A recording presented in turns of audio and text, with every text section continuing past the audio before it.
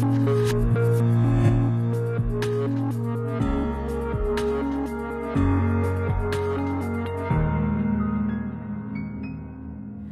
et bienvenue à l'émission Ma Ville, ma passion, une émission où je rencontre des gens dynamiques, des gens audacieux, mais surtout des gens passionnés. Et aujourd'hui, j'ai la chance de discuter avec le maire de Saint-Zotique, Yvon Chiasson.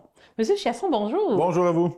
Bienvenue dans les studios de C'est sur la télé, à la maison merci. Félix Leclerc. Merci de m'avoir invité. C'est une belle expérience que je vais vivre, j'ai hâte. Ben oui, mais oui. Ben, j'ai une première question qui me brûle déjà, là. Ça fait quand même 3 mandats que vous êtes maire. Ouais. Qu'est-ce qui vous a poussé à aller en politique municipale? Ben écoutez, qu'est-ce qui m'a poussé? Je pense que c'est le défi, mais tu sais, j'ai commencé à 40 ans. 40 ans, j'ai commencé comme élu conseiller municipal, puis là, j'ai pris l'engouement, j'ai vu que c'est une belle ville, qui a un potentiel. Il y a un développement qui s'en vient, tout. Fait que je me suis lancé, là, j'ai fait mes 2 mandats, j'ai fait mes classes. Moi, j'appelle ça faire mes classes comme conseiller. Puis là, après ça, boum, là, j'avais le goût d'aller plus loin. Puis je me suis lancé à la mairie. Puis c'est mon 3e mandat. Vas-tu en avoir un autre par après, ça? Qu'est-ce qui vous motive le plus? C'est les défis. Puis je suis un gars, les gens qui me connaissent, je suis un gars de sport, un gars de jeune. Puis c'est une municipalité qui est tellement dynamique. Puis la moyenne d'âge, c'est 35 ans. C'est plein de jeunes familles. Je pense qu'on a au-dessus de 3000 familles, de jeunes familles, des enfants. Puis bon, mais moi, je voulais amener une patinoire réfrigérée. On a une belle patinoire réfrigérée. C'était lancé quand Mme Legault était à la mairie. Là, moi, je l'ai agrandi. J'en ai mis un toit. On a fait les tournois, les classiques hivernales. Les jeunes, tout ça, j'aime ça. C'est des choses que j'aime. Moi, je veux faire bouger les jeunes. On est allé avec un beau pump track. C'est quelque chose qui m'anime. Okay. S'impliquer dans sa communauté. Ouais. Pour le bénéfice de nos téléspectateurs, est-ce que c'est possible de nous situer géographiquement? C'est où Saint-Zotique par rapport à Montréal, par rapport au reste de Vaudreuil-Soulanges? Bien, Saint-Zotique, c'est à 35 km de Montréal. C'est à 8 km de l'Ontario. On est sur le long de la ligne de l'autoroute 20. On est en façade au lac Saint-François à 8,4 km de façade. Écoute, c'est un bel endroit. C'est le fun. C'est les gens qui aiment la nature, qui aiment l'eau. C'est l'endroit. On parle d'un territoire de quelle grandeur? Bien, c'est environ 25 km là, de grandeur, mais on a beaucoup de l'agricole qui va représenter plus ou moins 50 qui va être l'agricole. Mais malgré qu'on a un urbain qui s'en vient, la ville, elle se développe, il y a beaucoup de maisons. Donc, 50 agricole, 50 résidentiel. C'est ça. Est-ce qu'on a de la place pour plus de développement résidentiel? Il y a de la place, mais j'avoue que c'est pas évident. Là, parce que là, on a les contraintes environnementaux et tout, on doit respecter les milieux humides. Donc là, on est en train de regarder, on va aller vers la densification. Vous savez, c'est ça qui s'en vient. On détruit moins de milieux humides. Densification, on va aller en hauteur. C'est ça que la population veut, de la hauteur. On veut pas être... Souvent, je me fais dire, je veux pas être Vaudreuil, M. Chiasson, faites attention. Là. Mais on se le fait un peu imposer. On n'a pas le choix, on se le fait imposer. Si veut pas, les gouvernements nous emmènent vers ça. On veut pas détruire les milieux humides. Donc, sur le même gros terrain, on va faire 40 portes au lieu d'en faire une, puis étendre tout ça, puis détruire les bois. On parle d'une population de quelle quantité? 10 200. 10 200. 2016, on était environ à 7 800, 7 900. 2024, on était à 10 200. OK, donc une hausse assez importante. C'est près de 30 d'augmentation. 30 d'augmentation. Et on parle de jeunes familles, les gens proviennent... Moyenne d'âge, je vous disais, 35 ans environ. C'est très jeune. C'est ça, je vous disais, c'est près de 2800 jeunes familles. Il y a quand même beaucoup, tu sais, la moyenne d'âge, 35 ans, mais juste derrière, là, c'est beaucoup du 50-60 ans. Beaucoup de retraités. On a le secteur des canaux, je vais déjà parler auparavant, les canaux. Je vous invite à aller voir ça sur Google, taper canaux, Notre-Dame-des-Rivières. Justement, les canaux, pouvez-vous nous expliquer un peu, on va mettre quelques images, là, mais c'est quoi les canaux? On peut penser à quoi? Bien, imaginez-vous un quartier, mais c'était chaque maison un canal, il y a de l'eau en arrière, tu peux attacher ton bateau. C'était bâti dans les années c'était fait par les mains d'hommes, ce canal-là, puis c'était fait dans les années 58. Puis ça s'est développé. Puis auparavant, c'était des chalets. Maintenant, les gens ont acheté les chalets, jettent les chalets par terre, bâtissent des maisons. C'est rendu un bon... Donc, c'est des véritables rues d'eau. Oui, exactement, je vous le dis. C'est spécial, je vous le dis.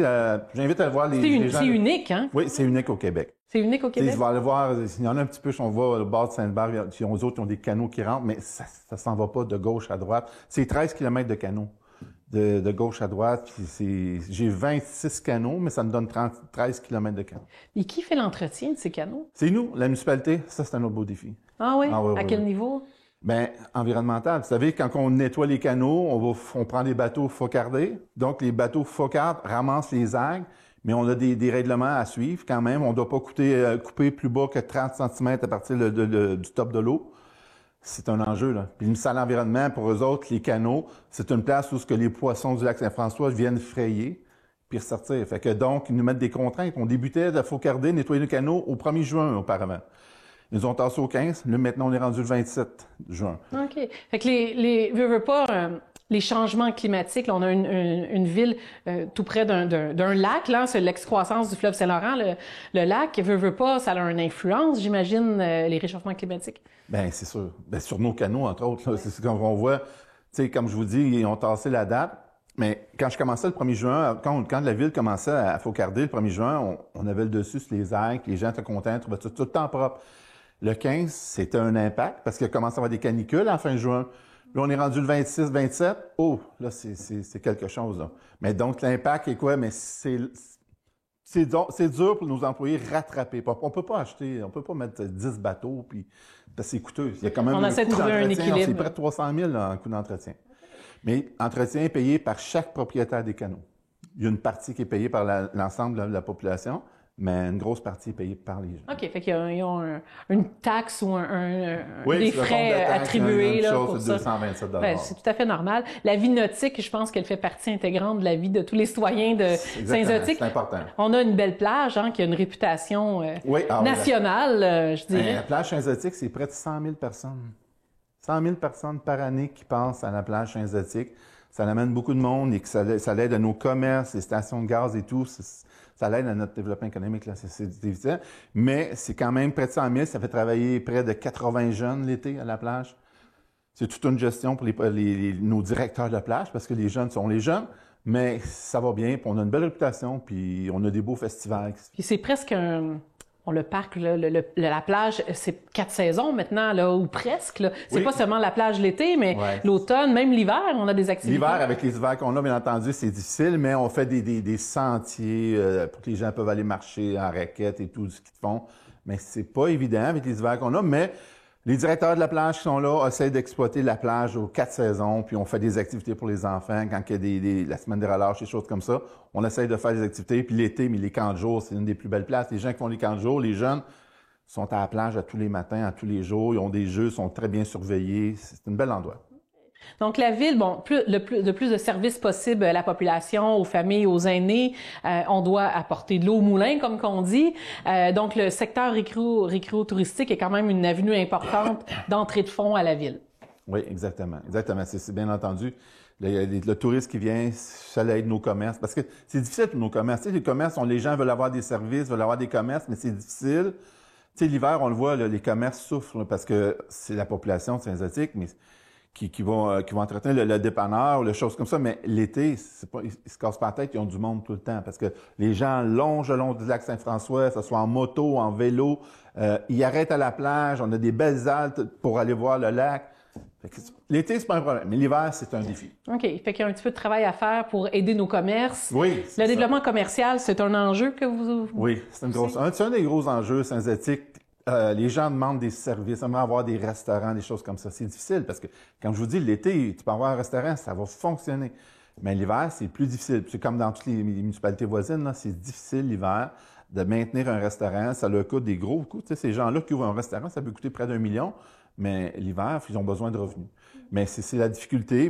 Puis c'est un de nos défis, essayer d'avoir du service pour nos citoyens. Parce que chez nous, Saint-Zotique, c'est quand même une municipalité, c'est la population, le commercial versus l'habitation, c'est 4 le commercial, en bas de 4 Oh, okay. C'est un gros défi pour nous. Fait qu'il faut charmer des commerçants pour qu'ils viennent s'installer, pour inciter nos citoyens à consommer local, j'imagine. Fait que c'est une roue là, qui doit démarrer. Les commerçants, quand ils veulent venir s'installer, mais tu sais, ils nous demandent, ils aimeraient avoir soit des congés de taxes, ils veulent qu'on les aide, ils veulent qu'on y ait. Mais c'est difficile. Ce que je donne, je l'enlève à mes citoyens, c'est difficile. Les citoyens, au niveau des services, comment l'eau potable arrive? D'où est-ce qu'elle est produite? Elle est prise à quel endroit? Oui, mais chez nous, On est chanceux. Moi, je calcule qu'on est chanceux. Nous, on puise directement dans le lac. On est collé sur le lac. L'usine de filtration est collée sur le lac. Donc, on va puiser dans le lac Saint-François. C'est genre, je me compare avec des fois des municipalités voisines. Eux, c'est des puits. Ils ont des contraintes, la nappe phréatique et tout. Mais nous, on est chanceux, on a ça. Malgré que l'eau, c'est pas inépuisable. On le dit tout le temps, hein, au Québec, on faut faire attention à notre eau. Puis, on a quand même un lac qui est pas pollué. Le lac Saint-François, pour avoir fait plusieurs plans d'eau, parce que je suis un gars de nautique, puis je vais me promener sur d'autres lacs. On a un beau plan d'eau, puis l'eau est claire, puis c'est quand même bien. Ah, elle est magnifique. Ouais. Et dans les dernières années, vous avez été plus ou moins touché par les inondations, probablement parce que le fleuve est contrôlé là, à d'autres niveaux. Exactement. Nous, on est chanceux, on a la chance parce qu'on a eu les problèmes des zones inondables. Là. On l'a tout vécu, les villes, puis nous, on a pu sortir de ça parce qu'on est capable de dire, regardez, nous, on est contrôlé par le pouvoir à Beauharnois, puis en Ontario, c'est Moose Thunder. Fait que nous, ils doivent contrôler l'eau. Ils peuvent pas monter plus que 6 pouces. Parce que sinon, ça va passer par-dessus les murs à l'Hydro-Québec. Fait que, chance à nous, je trouve ça plate pour mes collègues, qu'eux sont sur la rivière Ottawa, vivent ces désagréments-là. Mais on est chanceux. Ah ben c'est une belle opportunité. Ouais. Tout récemment, là, cet automne, il y a une nouvelle école secondaire qui s'est implantée à Saint-Zotique. Une bonne nouvelle, mais qui amène son lot de défis, si j'ai bien compris. Oui, exactement. Ça vient avec un lot de défis. Les jeunes sont les jeunes, mais bon, on est content. C'est un bel investissement chez nous. C'est 60 millions quand même d'investissement. C'est une belle école. C'est 1200 élèves. Mais par contre, ça vient avec d'autres problèmes. Les jeunes ne sont pas tous pareils. C'est de valeur. On met souvent tous les jeunes dans le même bateau, mais c'est qu'on a des défis parce que les maisons qui sont près de l'école vivent des désagréments présentement. On a passé aux nouvelles il n'y a pas si longtemps pour quelque chose, un événement. Mais on travaille là-dessus. Je vous le dis, ma population, on les a avertis, on l'a dit comme quoi on va travailler sur un plan de sécurité. On travaille beaucoup avec la Sûreté du Québec. On met des plans d'action, on va faire quelque chose, on va installer des caméras s'il faut, mais on va essayer de sécuriser nos citoyens. Mais c'est beau, on a une belle école, c'est bien. Les gens qui viennent voir ça, tu vois là, c'est une belle école. Mais ça vient avec ses défis. Vous avez mis plusieurs activités, justement, aussi pour les jeunes familles, mais aussi pour les adolescents. Vous avez parlé de la patinoire réfrigérée, qui est là depuis quand même plusieurs années, mais elle a une belle réputation dans la région. Oui, notre patinoire réfrigérée, on l'a depuis, je dirais, à peu près 12 ans. Ça fait 12 ans qu'elle est là, on l'exploite. On fait des classiques hivernales, ça fait 8 ans qu'on fait la classique hivernale. Les jeunes adorent, autant que les adultes adorent, parce qu'on fait une fin de semaine de hockey, un tournoi pour les jeunes, puis l'autre, c'est une fin de semaine, c'est pour les adultes. Écoute, la patinoire réfrigérée, vous savez que les climats qu'on a, là, on parle des changements climatiques. Cette année, c'est merveilleux. On est content d'avoir notre patinoire, puis on sait, là, nos voisins, ils viennent patiner chez nous, puis c'est correct. Puis des fois, là, on me demande, on devrait-tu limiter avec nos citoyens? Bien, je vois mal, moi, dire à son ami qui habite, mettons, à l'Écoto, qui est notre voisin, dire, non, toi, tu peux pas.